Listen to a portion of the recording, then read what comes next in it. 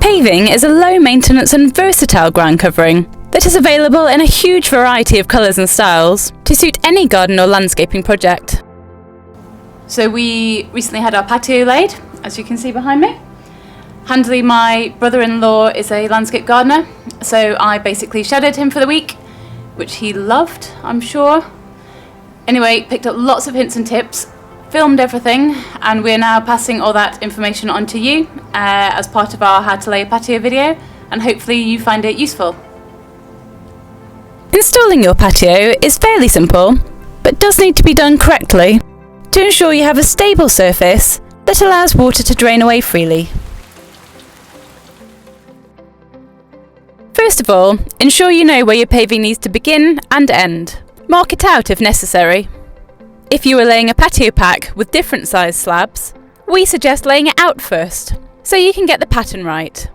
In this video, we are laying slabs that are all the same size, and we are laying them staggered. If you are replacing a patio, you first need to thoroughly remove the previous one, as new slabs cannot be laid onto the old ones. Ensure the soil is free from any lumps or clumps. We suggest using a rake to create a flat surface that the sub-base can be laid onto. If it is a new patio that you want at ground level, you need to dig to a depth of around 150 mil. This is to allow for a recommended depth of 75 mil for the sub-base, a sand cement mortar mix of 50 mil that will compact down to around 25 mil, and the paving slabs.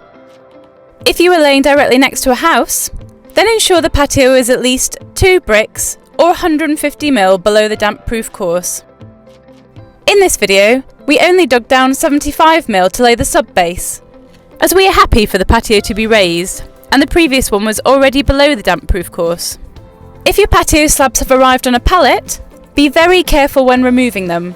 We suggest taking the plastic off slowly to help keep them all in place. Ensure when digging out the area for the patio that any wires you uncover are properly secured.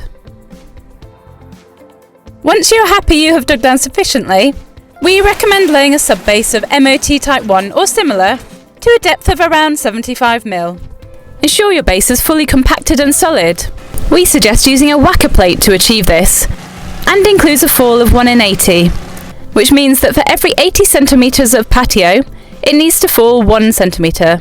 This is so pools of water don't form on the surface of your patio. You can use a spirit level to check this. It is possible to lay your slabs directly onto this base, or straight onto a layer of sand. However, this is not something we would recommend, as they are likely to loosen, sink, and move around over time. You will also find that slabs bedded on sand may quickly become overgrown with weeds. Ideally, use a mortar mix to fix your slabs to the ground. We have done this at a ratio of 1 bucket of cement, with 3 buckets of sharp sand, and 2 buckets of builder's sand. Add water until you have a consistency where it can be moulded without falling apart or oozing water. Before laying your slab onto the mortar, ensure you wet it. This is so it doesn't dry the mortar out too quickly, and will also remove any bits of dirt that might have got stuck to the slab. We have laid our first slab at the highest point away from the house. That is because we want the full slabs to lead into the garden, and we want the water to run off parallel with the house.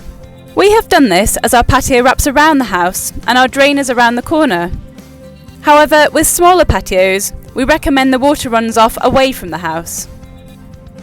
You can cover the whole area in mortar and lay your slabs down. However, for best results, we recommend laying each slab on its own individual bed of mortar. Use a shovel to put the mortar on the ground, ensuring there is enough to cover the area of the slab, and then use a trowel to smooth off. You can then use a rubber mallet to gently tap the slab to fix it in place. In case any mortar has fallen onto the paving, we suggest brushing it off with water to ensure it doesn't get stained. The first slab will always take the longest and be the hardest to get right. However, it needs to be perfectly positioned for the rest of the patio to be correct, so do take your time. Scrape off any excess mortar from around the edge of the paving and use for the next slab. This is to ensure they aren't laying on the same bed and knocking into one another. We do suggest fixing a line of string from one end of your patio to the other. This is to ensure you don't go off course. When laying the rest of the paving, Leave around a 10mm gap between each slab. Each time you lay a slab down, you need to check it is level with the one adjacent, using a spirit level, and that it is continuing the fall. You may well need to cut some of your slabs. We suggest using a pencil to mark out exactly where your cut needs to be.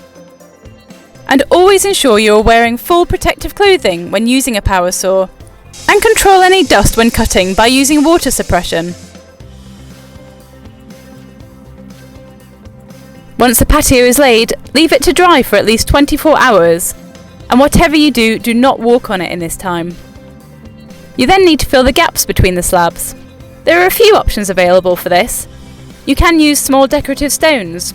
We recommend nothing larger than 10mm. Alternatively, you can use a pointing mix, which normally consists of 1 part cement to 5 parts builder's sand, with a little water.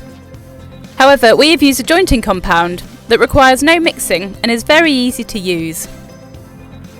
Please note that different jointing compounds can have different requirements, so always check before use.